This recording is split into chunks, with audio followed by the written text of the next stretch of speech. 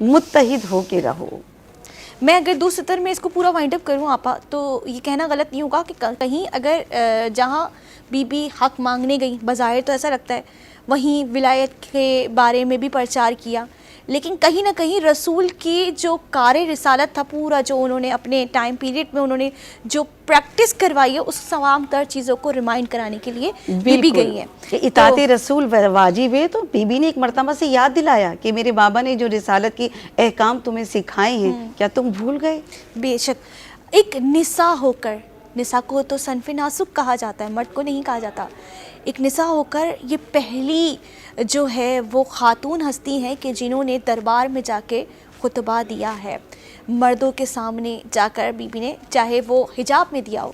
لیکن یہ be be وہ ہیں کہ جن کے در پہ رسول جب کسی جنگ پہ جاتے تو سلام کر کے جاتے، جب واپس آتے تو سلام کرتے.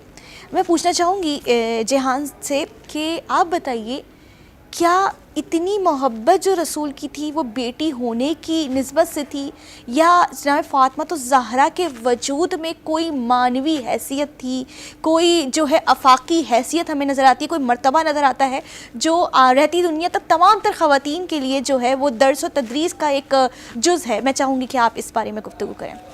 جزاک اللہ خیر، بہت ہی بہترین سوال آپ کا ماشاءاللہ. اعوذ باللہ من الشیطان الرجیم، بسم اللہ الرحمن الرحیم.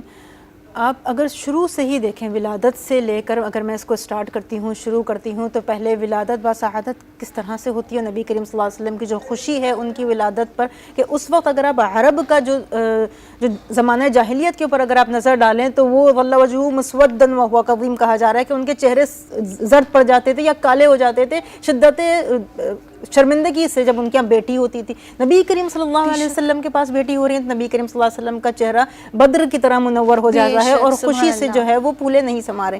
یہ ہو گئی ولادت کی بات. اس کے بعد آپ یہ دیکھیں کہ ان کی تربیت